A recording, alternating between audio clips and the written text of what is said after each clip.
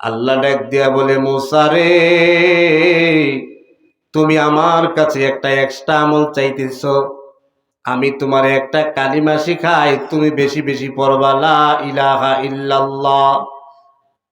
আল্লাহর পয়গম্বর মুসা ডাক দিয়া বলে, আল্লাহ গো, আমি এই কালিমা তো চাই নাই, কারণ এই কালিমা তো আপনি সবাইকে দিছেন, সবাই তো এই কালিমা পড়ছে, সমস্ত নবীরা এই কালিমা পড়ছে।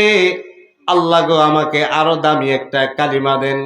আল্লাহ ডাক দিয়া বলে, মুসা রে, তুমি আমার পয়গম্বর ঠিক আছো, কিন্তু এখনো তুমি কালিমার মূল্যটা কেন বুঝো না? মুসা রে, জান্নাতের গেটের মাঝে যায় দেখো, এক পাটের মাঝে লেখা লা ইলাহা ইল্লাল্লাহ, অপর পাটের মাঝে লেখা মুহাম্মাদুর রাসূলুল্লাহ। এ মুসা, যেই কালিমা তুমি পড়লে মুসলমান হইছো, যেই কালিমা মানার কারণে তুমি নবী মুসা হয়েছো, যে কালিমার দাওয়াত দেওয়ার কারণে তুমি পয়গম্বর মুসা হয়েছো, আমার কাছে কালিমুল্লাহ। মুসা রে, জান্নাতের প্রত্যেকটা ইটের মাঝে যায় দেখো লা ইলাহা ইল্লাল্লাহ লেখা। ও মুসা রে, জান্নাতের প্রত্যেকটা পাতার মাঝে যায় দেখো লা ইলাহা ইল্লাল্লাহ লেখা। ও মুসা, যদি এক পাল্লার মাঝে এই কালিমাকে রেখে দেওয়া হয়, আর গোটা 7 আসমান 7 জমিনকে আরেক পাল্লার মাঝে রাখা হয়, আমার কসম করে আমি বলি, 7 আসমান 7 জমিন থেকে কালিমার পাল্লা ভারী হয়ে যাবে। এই জন্য কালিমাওয়ালার দাম আছে না নাই? কম না বেশি? অনেক অনেক বেশি। আল্লাহু তাকবীর। বলেন তো, আমাদের এই জবান দিয়েছেন কে? আল্লাহ। এই কোরআন নাযিল করেছেন কে? আল্লাহ। এত বিশাল আকাশ জমিন বানাইছেন কে? আল্লাহ। ওই আল্লাহ পাকের প্রশংসায় সকলে পড়ছি আলহামদুলিল্লাহ। আল্লাহ তাআলা আমাদের প্রশংসাকে কবুল করেন, আমিন। তার পয়গম্বর বলে, কুল্লু আমরিন যিবালিন লাম ইবদা বিসমিল্লাহি ফাহুয়া আক্তা। আমার উম্মতের দল, আমার উম্মতেরা, প্রত্যেক ওই কাজ, যে কাজটা তোমরা বিসমিল্লাহ দিয়ে শুরু করবা, ওই কাজটার মাঝে মহান আল্লাহ তোমাদেরকে বরকত দিয়া দিবে। প্রত্যেক নেক কাজ, যে কাজের শুরুতে বিসমিল্লাহ নাই, যেই সংসদে বিসমিল্লাহ নাই, যেই উদ্বোধনে বিসমিল্লাহ নাই, যেই বাড়ির কাজ শুরু করার সময় বিসমিল্লাহ নাই, যেই পুরা সূরা পড়ার শুরুতে বিসমিল্লাহ নাই, দোকান খোলার সময় বিসমিল্লাহ নাই, মসজিদে যাওয়ার সময় বিসমিল্লাহ নাই, যার কাজে ক্রমে বিসমিল্লাহ নাই, ওই কাজটার মাঝে আল্লাহ কোনো প্রকারের বরকত দিবে না। এই জন্য প্রত্যেক কাজের শুরুতে বিসমিল্লাহ বলার দরকার আছে না নাই? হযরত উমর একটি চিঠি লিখলেন, চিঠির মাঝে লিখছেন বিসমিল্লাহির রহমানির রহিম। নদী গো, তুমি যদি তোমার হুকুমে না চলো, বরং আল্লাহর হুকুমে চইলা থাকো, বলেন তো দেখি, পৃথিবীর মাঝে যত জিনিস আছে সব কিছু কার হুকুমে চলে? নদীকে ডাক দিয়া বলে, নদী রে, এতদিন যাই করছস না করছস, এখন বাও হয়ে যা, কারণ এখন খলিফা হইল খলিফাতুল মুসলিমিন হযরত ওমর। যেই ওমরে আল্লাহর হুকুমে কোরআন দিয়ে দেশ চালায়, যেই ওমর আল্লাহর গোলামি ছাড়া কোনো দৈত্যের গোলামি করে না, যেই ওমর মসজিদের ইবাদত ছাড়া কোনো মন্দিরের ইবাদত করে না, যেই ওমর এক আল্লাহ ছাড়া কাউকে আর বিশ্বাস করে না। কথা বলেন ঠিক কিনা? হযরত ওমর বলে, নদী রে, আমার এই চিঠিটা তোর কাছে যাওয়ার সাথে সাথে তুই পানির ব্যবস্থা করে দিবে, কারণ তুই যদি আল্লাহর হুকুমে চলস। আমর ইবনুল আস রাহমাতুল্লাহ আলাইহি বলেন, হযরত উমরের চিঠিটা আমি যখন সমুদ্রের মাঝে রাখলাম, সমুদ্রের মাঝে দেখলাম সঙ্গে সঙ্গে আল্লাহ রাব্বুল আলামিন বিসমিল্লাহর বরকতে পানি দিয়ে ভরপুর করে দিছে। পানি দেওয়ার মালিক কে?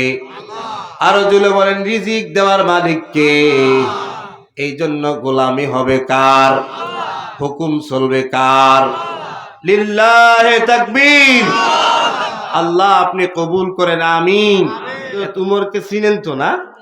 হযরত উমর রাদিয়াল্লাহু তাআলা আনহু যেই জমানায় মোবাইল ছিল না, যেই জমানায় কোনো নেট ছিল না, ইন্টারনেট ছিল না, তার ছিল না, অ্যান্টেনার ছিল না, কিচ্ছু ছিল না, ডিশ লাইন ছিল না, ওই জমানায়ও তিনি মোবাইলের মতন কথা বলতেন দূরে দূরে। সুবহানাল্লাহ।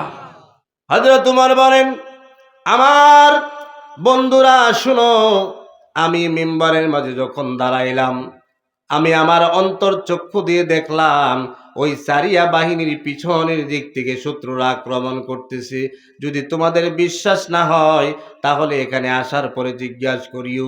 সারিয়া বাহিনী, যেই সকল সাহাবীরা ওই সারিয়া জাবাল পাহাড়ের কাছে যুদ্ধ করতেছিল, তারা যখন যুদ্ধ করে মদিনার মাঝে আসছে, জিজ্ঞাসা করছে, ও সারিয়া বাহিনী, আমাদের ওমর তো মিম্বারের মাঝে দাঁড়াইয়া দাঁড়াইয়া তোমাদেরকে ডাক দিছে, তোমরা শুনছনি? সমস্ত সাহাবায়ে কেরাম এক বাক্যে বলছে, হ্যাঁ, তোমরা যেমন ওমরের সামনে বৈশা, এই মিম্বারের সামনে বৈশা তোমরা কথাটা শুনছো, তার চেয়ে আরো পরিষ্কার আমরা ওমরের কথা শুনছি। তোমার রওনা দিয়েছেন নূর নবীজির কল্যাণ নেওয়ার জন্যে। পথের মাঝে একজন জিজ্ঞাসা করে, ওমর কোথায় যাইতেছ? হযরত ওমর ডাক দিয়া বলে, আমি মুহাম্মদের কল্যাণতে যাই। বলে, কেন, কি হইছে? ওই মুহাম্মদ বাপ দাদার ধর্ম চাইরা অন্য ধর্মের নাম দিয়া, ইসলামের নাম দিয়া আসমানি কিতাব বইলা কোরআনের দাওয়াত দেয়। এই জন্য মিটিং হইছে, পরামর্শ হইছে, মুহাম্মদের কল্যাণটা আনার জন্য আমাকে দায়িত্ব দিয়েছে। লোকটা পথের মাঝে দাঁড়াইয়া বলে, ওমর না না, তুমি মুহাম্মদের দরবারে যাইবা না। কেন, কি হলো? কই, যেই কোরআনের দাওয়াত দেওয়ার জন্য মুহাম্মদের কল্যাণতে যাও, ওই কোরআন যায় দেখো তোমার বোনে তেলাওয়াত করতেছে। হযরত উমর বলেন, তাই নাকি? বলে, হ্যাঁ, তোমার বোনেই তো তোমার বোনের বাড়িতে কোরআন পড়তেছে, কোরআনের চর্চা করে। হযরত উমর হুজুরের কল্যাণ নাই না, সরাসরি বোনের বাড়িতে গেলেন।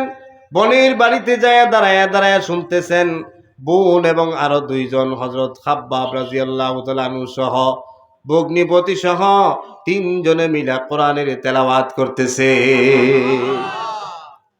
হযরত উমর যখন ডাক দিলেন, বোন তুমি দরজা খোলো।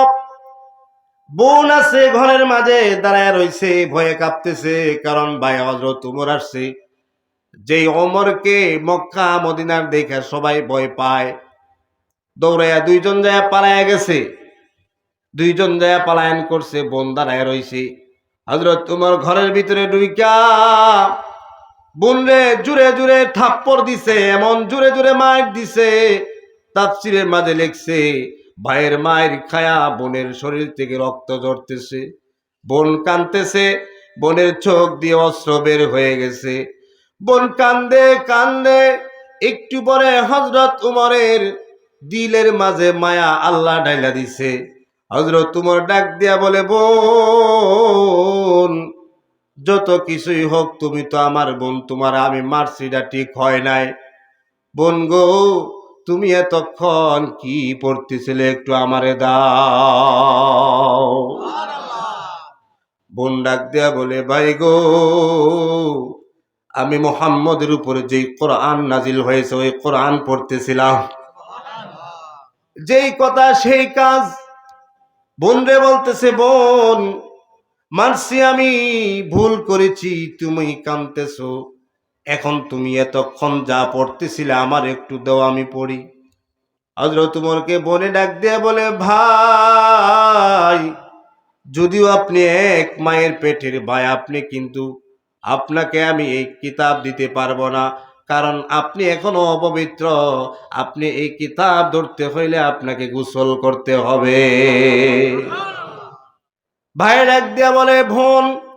হযরত উমর ডাক দিয়া বলে, বোন আমি গোসল করতে প্রস্তুত, তারপরও আমি এই কিতাব পড়বো, আমি এই কিতাব হাতে নিব, কারণ এই কিতাব আমি শুনতেছিলাম, কিতাবের মায়া, এই কিতাব বলার মায়া আর ভালোবাসায় পড়ে গেলাম।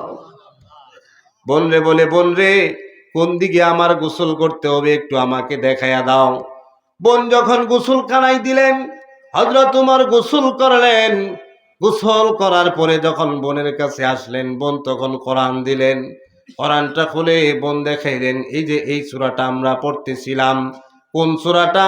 যেই সূরার মাঝে আল্লাহ তাআলা হযরত ওমরের হেদায়েত দিয়া দিছেন। হযরত ওমর চোখ খুলে পড়তেছে, তাহা মা আনজালনা আলাইকাল কুরআনা লিতাশকা। ওমর রে, এই কোরআন, যে কোরআন তোমার হাতে ওমর, মক্কার মানুষগুলো বলতেছে কোরআন নাকি আসমানি কিতাব না। ওমর রে, এই কোরআন আমি তোমার উপরে নাজিল করেছি তোমার হেদায়েতের জন্য, তোমার শান্তির জন্য, তোমারে হতবাগা করার জন্য আমি আল্লাহ কোরআন নাজিল করি নাই। যখন এই আয়াতগুলো হযরত ওমর পড়তেছেন আর চোখের পানি ছাড়তেছেন আর আল্লাহর কথা স্মরণ করতেছেন, আসলেই তো এটা দুনিয়ার কোনো বই না, সরাসরি এটা আসমানি কিতাব। সুবহানাল্লাহ, আসমানি কিতাব। এখন ভাই ডাক দিয়া বলে, বোন, এই কোরআন যার উপরে নাজিল হয়েছে তোমরা আমাকে তার কাছে নিয়ে চলো। হযরত ওমর যখন রওনা দিলেন, নবীজি মসজিদের মাঝে বসা, সাহাবায়ে কেরাম বলতেছে, হুজুর অনুমতি নেই যে ওমর আসতেছে। ওমর যদি আপনার কাছে আসে, মনে হয় হযরত ওমর আপনাকে দুনিয়ার থেকে বিদায় দিয়ে দেব। নবীজি আপনি একটু বলেন, আমরা অনুমতি দেন, আমরা ওমর রে ওখানেই শেষ করে দেই। আল্লাহর নবী রাহমাতুল লিল আলামিন ডাক দিয়ে বললেন, আমার সাহাবীরা, আস্তে, তোমরা একটা কদমও সামনে যাইবা না, আমার ওমরকে আমার কাছে আসতে দাও। হযরত ওমর যখন নবীজির দরবারে গেলেন, ডাক দিয়া বললেন, ইয়া রাসূলুল্লাহ, ইয়া হাবিবাল্লাহ, নবী গো, আমি বুঝতে পারি নাই, আপনার জন্য, আপনার কল্যাণ নেওয়ার জন্য রওনা হয়েছিলাম, জাহান্নামে যাওয়ার জন্য রওনা হয়েছিলাম গো নবীজি। আল্লাহ ধরে আমাকে হেদায়েত দিয়েছেন, আপনি আমাকে এখন কালিমা পড়াইয়া দেন, লা ইলাহা ইল্লাল্লাহু মুহাম্মাদুর রাসূলুল্লাহ। বলেন তো দেখি, হেদায়েত দেওয়ার মালিক কে? হযরত উমর মুসলমান হয়ে গেলেন। এমনি হয় নাই ভাই, এমনি হয় নাই। এই কোরআন আসমানি কিতাব। যুগে যুগে একজন মুসলমানও ছিল না, একমাত্র মুহাম্মদ সাল্লাল্লাহু আলাইহি সাল্লাম দাওয়াত দিয়েছেন। হযরত আবু বকর, হযরত খাদিজা, হযরত আলী, এভাবে আস্তে আস্তে করে সবাই মুসলমান হয়েছে। কথা বলেন ঠিক কিনা? আমাদের এই ধর্মটা, ইসলাম ধর্মটা সর্বশেষ আসছে, কিন্তু বর্তমানে আমাদের ধর্মের অনুসারী মাশাআল্লাহ তুলনামূলকভাবে সবচেয়ে বেশি। বলেন না আলহামদুলিল্লাহ। প্রতিদিন আমাদের এই কোরআন মানুষ পড়তেছে, গবেষণা করতেছে, আর প্রতিদিন মানুষ শত শত শত শত মানুষ ইসলাম কবুল করতেছে। যায় দেখেন আল্লাহওয়ালার কাছে, ইমানদারের কাছে আল্লাহ নামটা কত মজা লাগে। প্রেমিক তার প্রেমিকার সাথে সব সময় কথা বলে, খুব মজা লাগে। তার প্রেমিকার নামটা সব সময় বলে, খুব ভালো লাগে, ফিকির করে স্মরণ করে ভালো লাগে। আসলে যারা আল্লাহওয়ালা, বুজুর্গ, ইমানদার, নামাজি, পরহেজগার, আল্লাহর সাথে সম্পর্ক হয়ে যায়, আল্লাহ আল্লাহ নামটা নিলে দুনিয়ার সবচেয়ে মজা তার কাছে লাগে। ঠিক নি? আল্লাহ আল্লাহ 100 বার বললে, আল্লাহ রসুল বলছেন 100 উট কুরবানি করে গোশতগুলো আল্লাহর রাস্তায় দান করে দিলে যেই সওয়াব সেই সওয়াব হবে। আসমান জমিন ভরিয়া নেকি, 100 উটের নেকি। এরপরে আলহামদুলিল্লাহ যদি কেউ পড়ে, তাহলে 100 ঘোড়া আল্লাহর রাস্তায় দান করে দিলে যেই সওয়াব সেই সওয়াব হবে। বলেন না সুবহানাল্লাহ। কেউ যদি সুবহানাল্লাহ 100 বার পড়ে, তাহলে আল্লাহ তাআলা 100 গোলাম আজাদের সওয়াব দিবে। এই জন্য 100 বার বলবেন সুবহানাল্লাহ, 100 বার বলবেন আলহামদুলিল্লাহ, 100 বার বলবেন আল্লাহু আকবার, 100 বার বলবেন লা ইলাহা ইল্লাল্লাহ, আর 100 বার পড়বেন আস্তাগফিরুল্লাহ।